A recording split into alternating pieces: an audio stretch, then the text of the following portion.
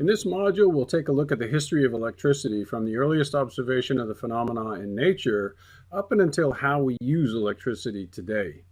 We'll cover key historical events that occurred in parallel with the progression of electricity. We're first going to start with a general overview of how electricity is generated and distributed. Let's start with the following topics: the observation of electrical phenomena in nature, a definition of electricity, significant days in the history of electricity, inventions and discoveries in physics, electricity itself, and lastly, how electricity use has evolved and is applied today. Digital Energy is a high-voltage equipment, automation, and power quality business. We deliver, protect, monitor, and control energy with advanced power system products, engineered systems, and customer-driven solutions. Digital Energy connects all this grid intelligence with advanced and dedicated communications. We deliver industry-leading technologies to solve the unique challenges of each customer. Our vision is to enable a predictive, self-healing, and secure power grid today.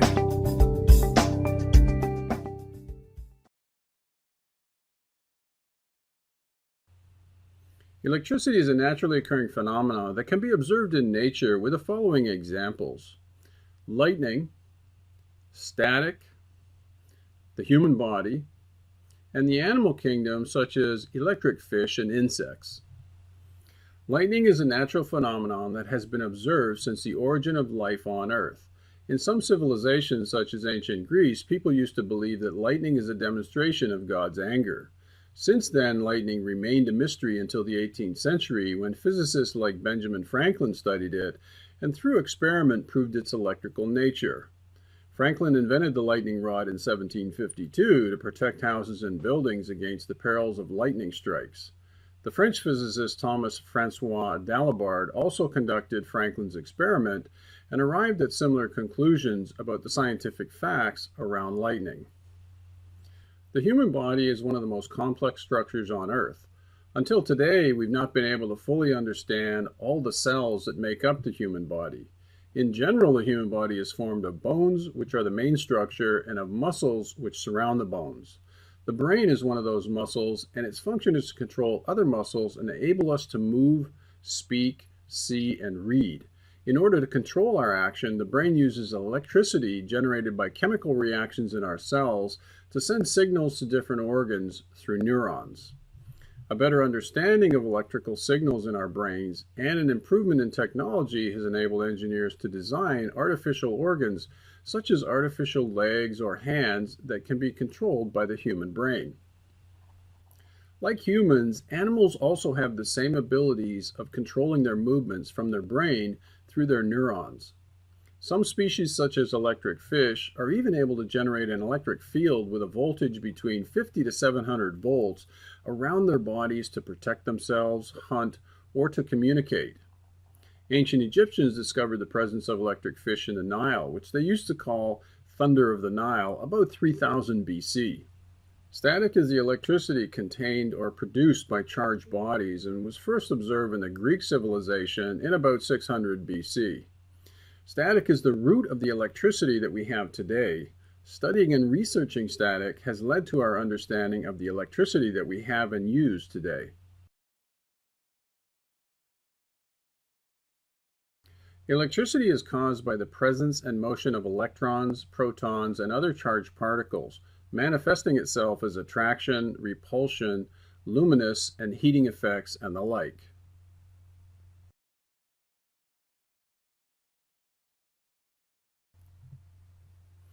Ancient Egypt is one of the oldest civilizations known to man. Civilization grew along the Nile River in Northeast Africa corridor around 3000 BC. It was governed by kings and later on by pharaohs. After the death of a pharaoh, he was entombed within a pyramid along with his worldly possessions. The pyramid was then used as a place to make offerings. No sign of oil or soot used to light torches was ever found in the pyramids, which leaves some archaeologists and historians to conclude that Egyptians had some other way of lighting the pyramids using some form of electricity. 900 BC, Magnus, a Greek shepherd, walks across a field of black stones which pull the iron nails out from his sandals. This region becomes known as magnesia. The phenomenon is known as magnetism. 600 BC, Thales of Miletus Miletos writes about amber becoming charged by rubbing with cat fur and picking up bits of feathers. This is referred to as static electricity. After Thales wrote about amber back in 1600 BC, no significant events occurred until the 1600s. Here are some important dates for the key inventions or discoveries that occurred in the 17th century and 18th, from the use of the word electricus by William Gilbert in 1600 to the invention of Leyden jars in the 18th century. The invention of the first mechanical communication system would conclude the end of the 18th century. In the 19th century, there are many key discoveries and inventions. They start with the invention of the first battery in 1800 by Volta, which enables physicists such as Hans Christian, William Sturgeon, and George Ohm to start their research.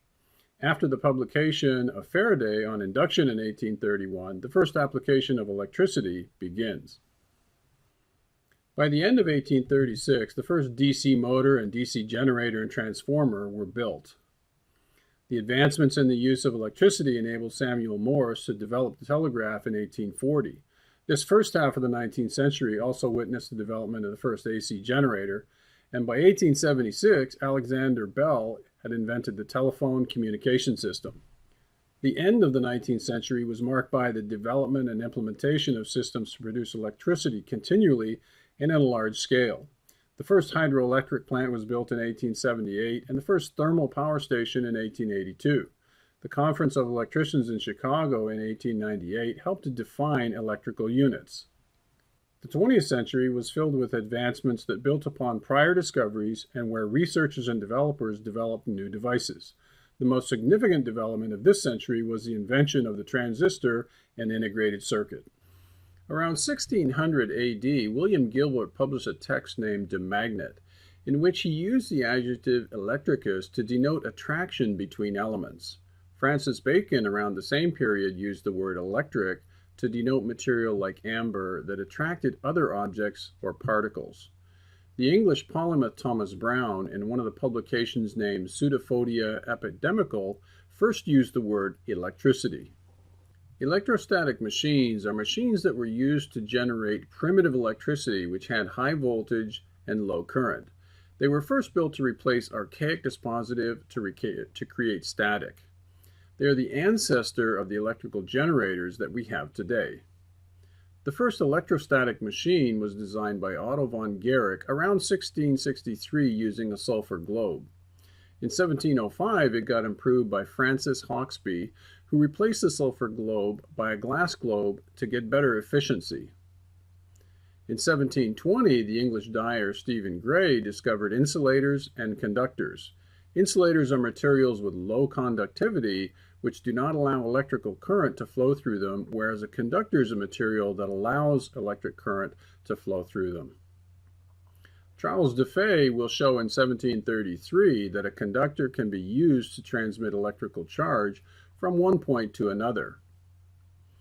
After Charles Dufay had shown that energy generated by electrostatic machines could be transmitted, there was a need to store that energy. Ewald George von Kleist and Peter van Musschenbroek in 1745 invented Leyden jars that would be used to store this energy. The Polish physicist Daniel Gralith was the first to connect the Leyden jars in parallel in order to increase the capacity of storing electricity. When charged, Leyden jars would discharge very fast, and this characteristic will lead researchers to create a device that would release energy over a longer period of time. In 1792, the French inventor Claude Chappé designed a communication system that used mechanical movement to communicate, and this would be the root of the communication systems we have today.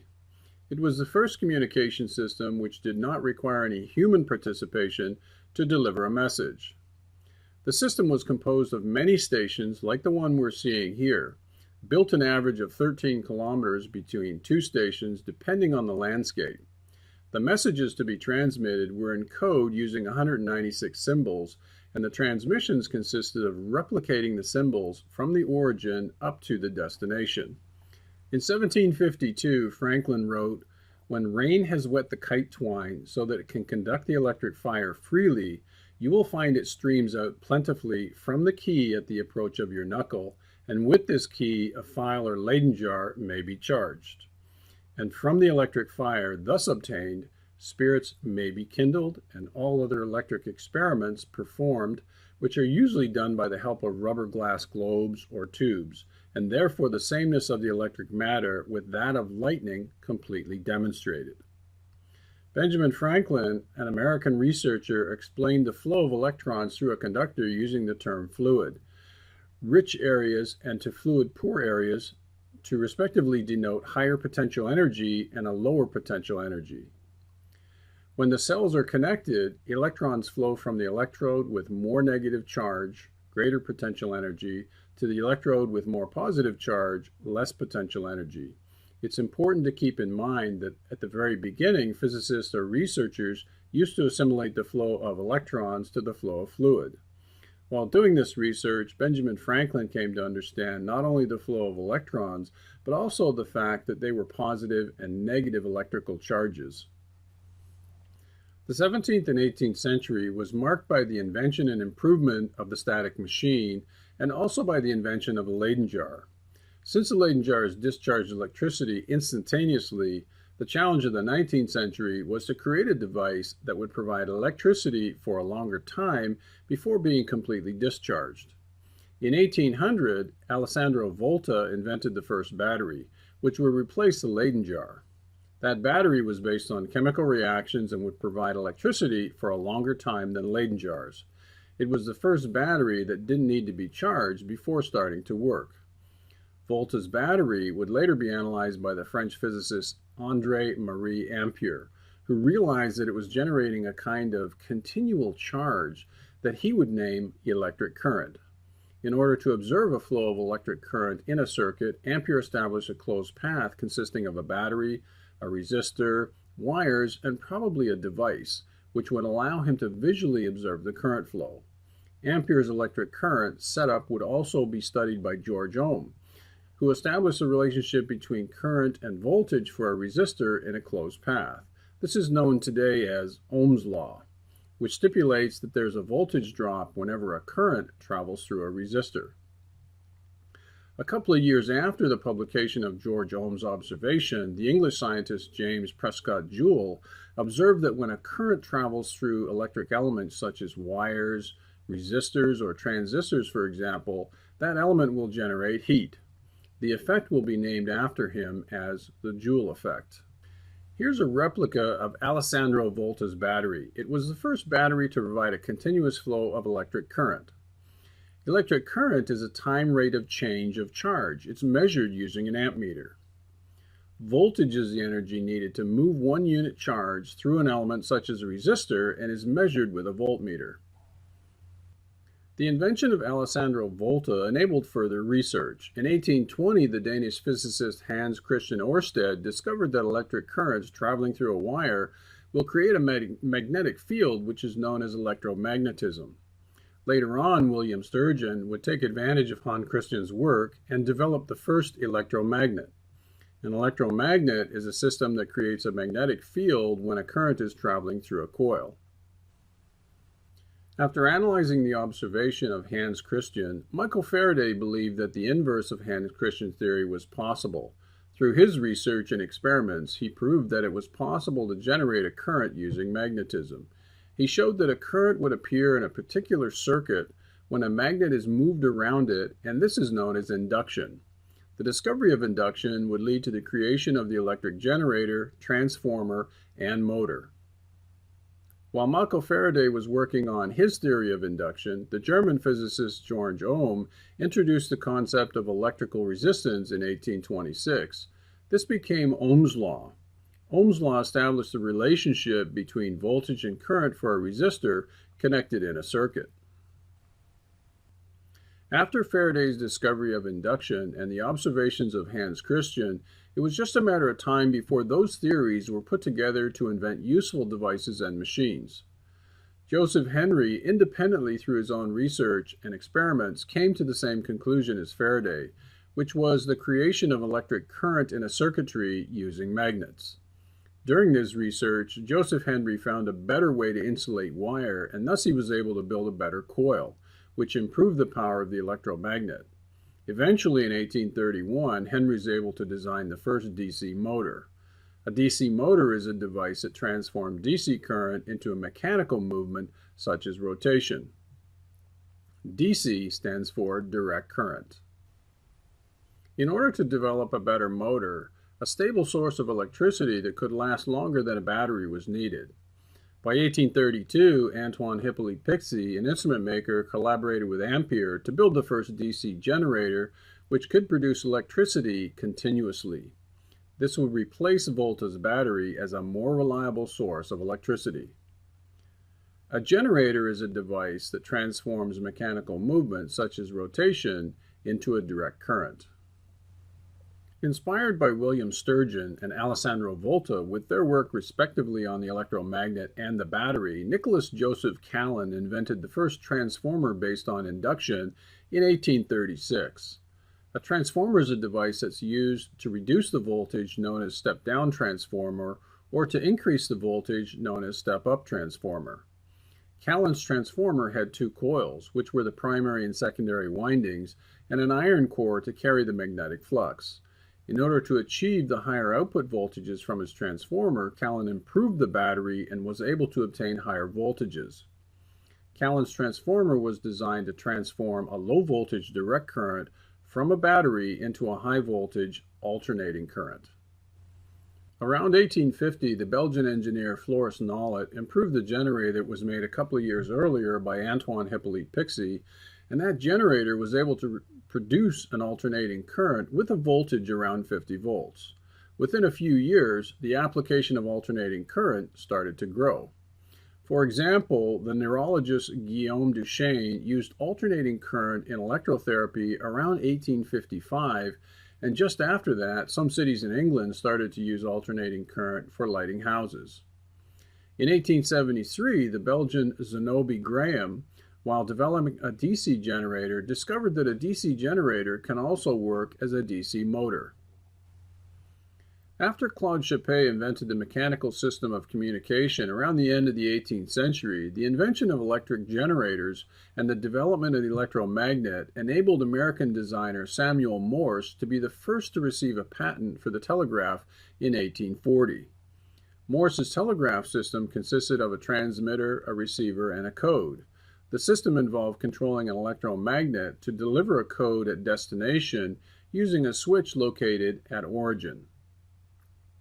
In 1876, Alexander Graham Bell, the Scottish-American scientist, invented the telephone.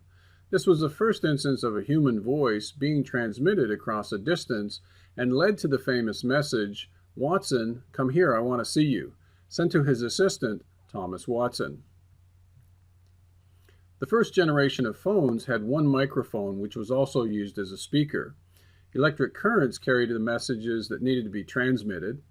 The sound waves created while speaking caused vibrations in the membrane of the microphone, which then created a variation in current traveling on the wire. At the final destination, the variation of current in the network would replicate the same variation on the speaker's membrane, and the message would be delivered. During the early days of the telephone system, it was not possible to place direct calls. When users needed to place a telephone call, they had to call the telephone operator to connect them to their party.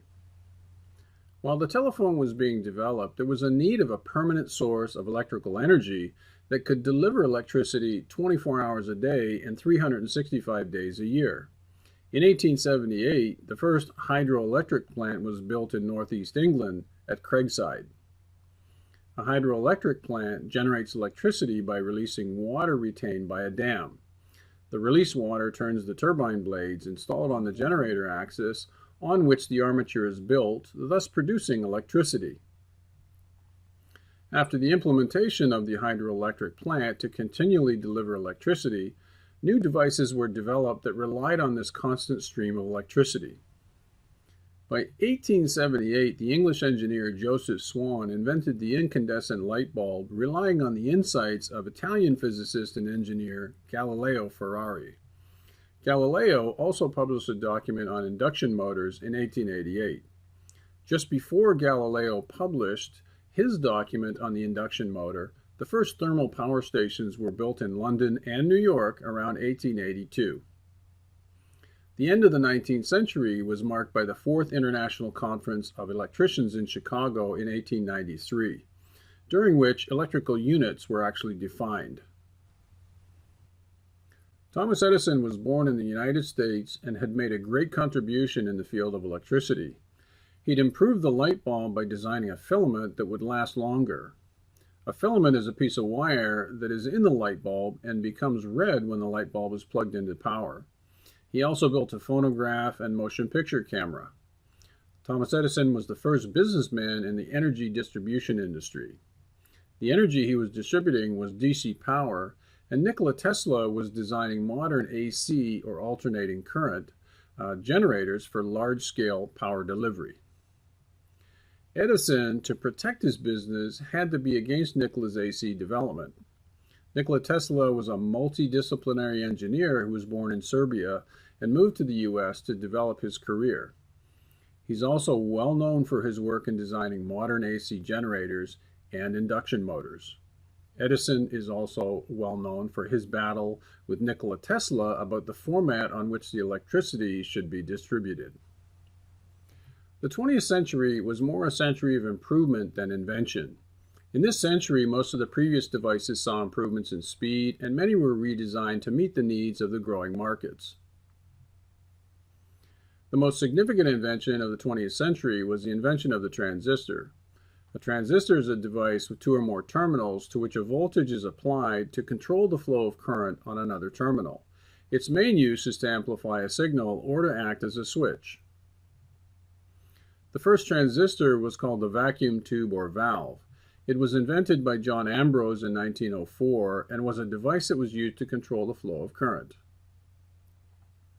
In 1925, the Austrian-Hungarian physicist Julius Edgar Lilienfeld obtained the patent for the field effect transistor, and in 1948, John Bardeen, William Shockley, and Walter Brattain from Bell Labs were among the first to build a point contact transistor. The two most used transistors today are the BJT and the MOSFET. BJT stands for bipolar junction transistor. It was the first transistor built at Bell Laboratories and for almost 3 decades was the most used to design discrete and integrated circuits. MOSFET stands for metal oxide semiconductor field effect transistor. It is the most used transistor now because it uses a small amount of current to turn on and therefore needs less power and space compared to the BJT. IC, or integrated circuits, is an addition of many MOSFETs on a single silicon chip. A microprocessor is the brain of a computer. Its function is to process all the digital data that is input via a keyboard, scanner, and provides the output on a screen or by printing it, depending on the input instruction. Today, a single microprocessor is composed of a couple billion transistors on a chip. Here's a graph that illustrates the evolution of the microprocessor at Intel and demonstrates that the number of transistors in the microprocessor will increase through time. Other companies that build microprocessors include AMD, Motorola, and IBM. After engineers mastered the technology of microchips, the implementation of the technology completely changed our lives. We went from a phone that could only make and receive phone calls to a phone where we could see the ID of the person calling, put the first caller on hold to receive another phone call, and finally we could store the address of our contacts in the phone and get rid of the phone book altogether. The implementation of the microchip has completely changed several jobs as well. It used to take a couple hours for a secretary to write a letter with no room for errors using a typewriter. Now with computers, it's possible to write the letter, edit it, and print it in under an hour using a computer. It has also changed our day-to-day lifestyle. It used to be difficult to carry the first-generation cell phone around due to its weight and size, since the phone could not fit into our pockets. The implementation of microchips has enabled engineers to build a slim phone with a lot of features such as a camera and video recorder. No need to wear a watch since we can read the time from the cell phone screen. It's also possible to get our direction by talking to some phones. The microchip has also benefited the electricity industry. It has enabled General Electric to design better control systems on their generators, thus helping to produce a more stable voltage. It's also helped GE engineers design devices that give the state of the transmission lines in real time for more efficient energy transmission. Most importantly, it's helped implement faster and more reliable protection and control devices. It's impossible to know where the next storm's going to hit. When it does, it can wreak havoc on the power system. There's a weather advisory in effect with high winds, heavy rains, and potential lightning. I don't like thunder.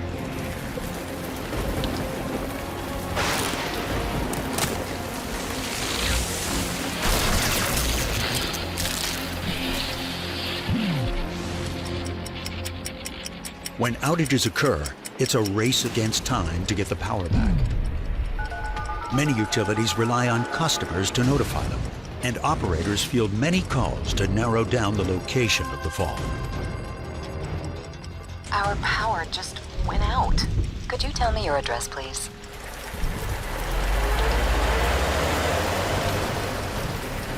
Repair crews battle through storm conditions until the problem can be found. Any word on where the line's down? Not yet. Calls are coming in from all over the circuit. Has the switch at 4th and Vine been opened yet? No, not there yet. The safety and security of the community is the utility's first concern as they work together to restore power. Mom, how long will the lights be out? I'm scared. About a down wire. We need to tag out the circuit and I'll get set up for repairs. I'll update the ticket and stand by for instructions from the system operator. With multiple outages, it can take hours to find and assess every disruption and repair all the damage. Remove the tag and close switch number 1 at 4th and Vine. Closing switch number 1 at 4th and Vine. The power's bad. GE is working with utilities to change the story. With the right technology, utilities can get the power back on in a fraction of the time.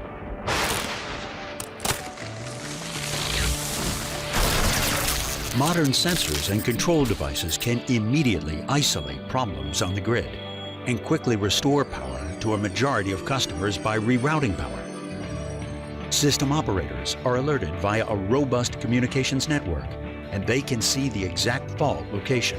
An order workflow and switching plan can be created quickly. Dispatchers can send the best prepared crew to repair the fault. We've got a line down between Elm and Main. Confirmed. On our way. The repair crew fixes the problem and quickly restores power to the remaining customers.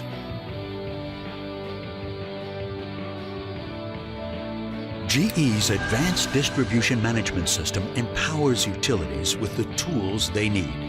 System operators and engineers get real-time visibility across the power system. Dispatchers can send the right crew to the right location at the right time. Repair crews can follow the quickest route to the fault and know its true nature before they get there.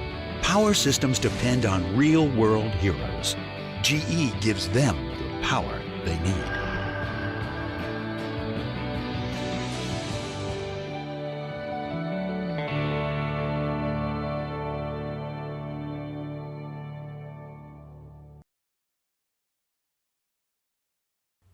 In this short video, we're going to recap the history and also visualize some observations made at the beginning of electricity. We have a battery, which is an improved version of one that was designed by Alessandro Volta in 1800. An improved light bulb, which reminds us of the first incandescent light bulb invented by Joseph Swan in 1878.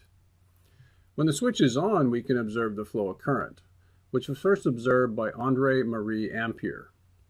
We've all observed that a light bulb gets hot when it's turned on. This was first understood by James Prescott Joule. Here we have an illustration of Ohm's law. George Ohm conducted experiments to determine the relationship between voltage and current for a resistor in 1826. On this circuit we have 5 elements: a resistor, the on-off switch, the battery to power the resistor, an ammeter, which is a device with an A in the middle to measure the current in the circuit. It's important to mention that an ammeter must always be connected in series with the element that we wish to measure the current traveling through. A voltmeter should always be connected in parallel with the elements we wish to measure voltage across. As we can see, when we add batteries, the voltage across the resistor increases and the current traveling through the resistor also increases. We'll carry on with an illustration of series connection and parallel connection. Here's an illustration of a series connection. The resistors are connected in series and therefore they have the same current traveling through all the resistance. The sum of the voltage across the resistors is equal to the voltage across the battery, which is one of the observations that Kirchhoff did around 1847 and states it as the algebraic sum of voltages around a closed path is 0. On a parallel connection, all the resistors share the same power connection, which means they have the same voltage but have different currents traveling through them. As we can see, the main wires have been split into 3 wires, and each of the 3 branches have their own current traveling through the resistor that they are connected to. After getting familiar with the 2 main types of connections in an electrical circuit, we're going to observe one of the most important effects that's created when the current is traveling through a wire. We can observe that when a current is traveling through a wire, it creates a magnetic field. This observation was discovered by Hans Christian Ørsted in 1820. It's important to note that the direction of the magnetic field lines depend on the direction of the current flowing in the wire. We can also observe when the current is traveling clockwise, the arrow of the compass moves away from the wire, and when the current is flowing anti-clockwise, the arrow of the compass moves towards the wire. This observation would lead to the invention of the electromagnet. With the properties of current observed in the previous demonstration, it's possible to build an electromagnet with more features than the ordinary magnet, since by adjusting the current traveling through the coil or adjusting the voltage across the coil, we can twist the characteristics of the electromagnet to meet our needs. As mentioned before, William Sturgeon developed the first electromagnet in 1825. It has many applications in industry today. In the steel industry, it's used to lift iron and is used to operate electric motors. As we mentioned before, a motor is a device that transforms electrical energy into mechanical energy. The mechanical movement is created in the motor when the battery is feeding the coil, which is the yellow part between the magnets. A current that will create an electromagnetic force, and when the north pole of the magnet lines up with the north pole of the electromagnet and the south pole of the magnet lines up with the south pole of the electromagnet, they repel each other, thus resulting in rotation.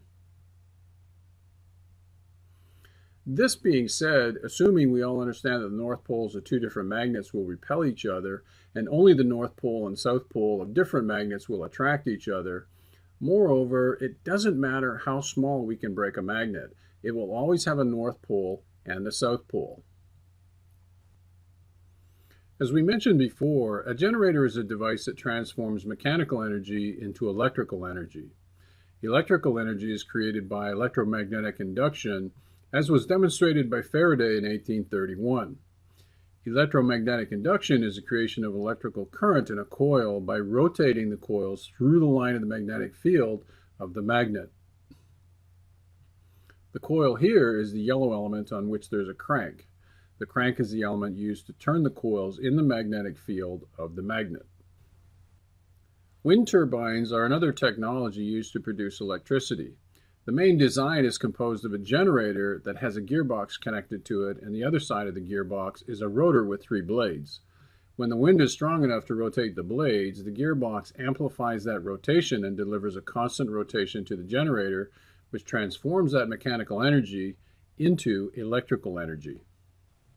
Hydroelectric production works on the same principle as the wind turbine electricity production, with the only exception being that instead of wind creating the rotation needed to generate electricity, it's the pressure of the water released by the dam. The pressure of the water will make the turbine rotate, as we can see on this illustration, and since the turbine is connected to the generator will transform this mechanical energy into electrical energy.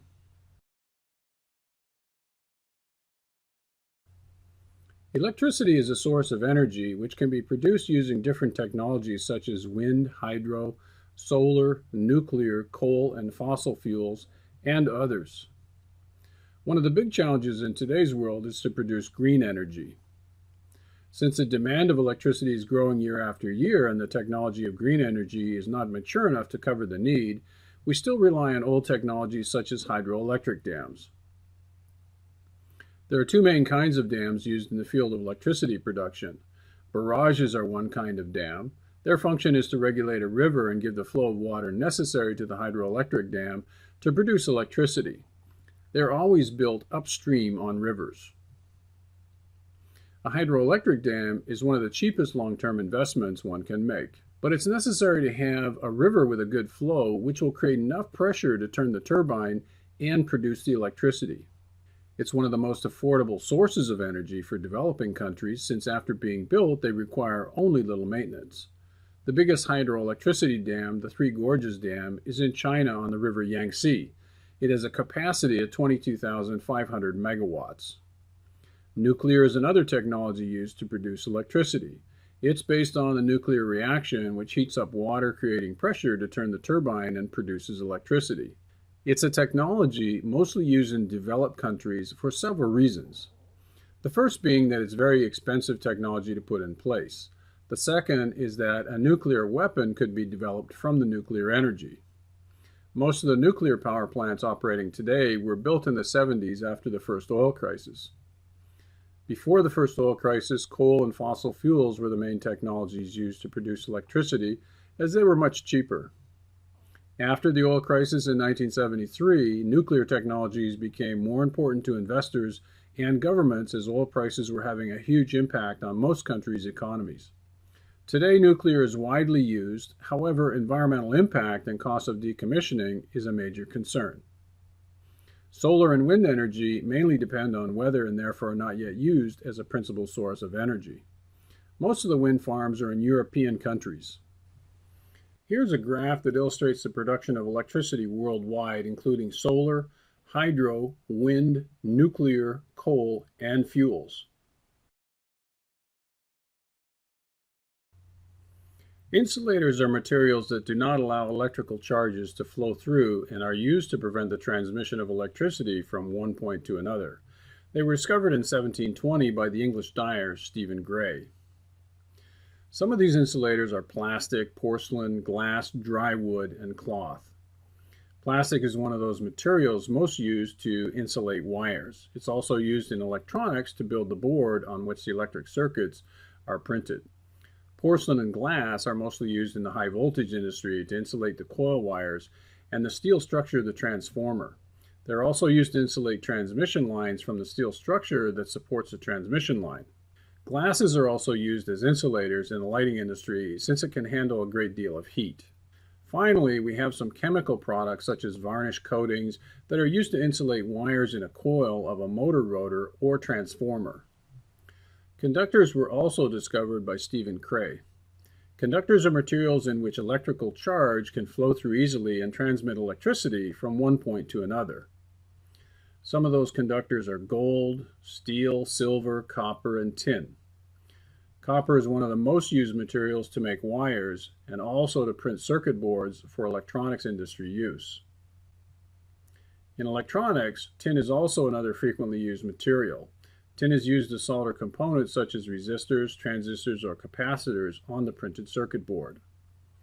In the high voltage industry, aluminum or a combination of aluminum and steel are used to make transmission lines since they are stronger and can better handle the weight of the line. Materials in nature have a characteristic behavior resisting the flow of an electric current, and this potential is known as resistance, as represented by the letter R for ohms. There are three main elements needed to define the resistance of a material. Rho, represented by a symbol that looks like the letter P, the resistivity of the material in ohm meters.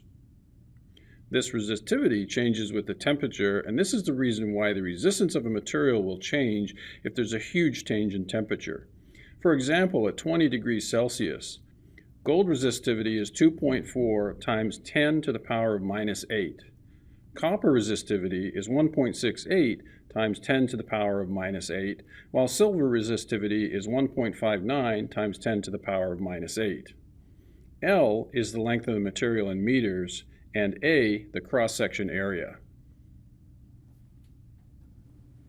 As proved by George Ohm, this diagram shows his discovery of electrical relationship that still stands to this day. A resistor is an electrical device that has two terminals and is used to reduce or limit the flow of current in a circuit. For example, we can have a battery that can deliver 5 amps to a circuit, and we have a light bulb that can only handle 0.5 amps. We can then connect a resistor in series with the device, and the resistor will limit the current that can go through the light bulb. As shown with these images are some of the more common applications of electricity in modern day.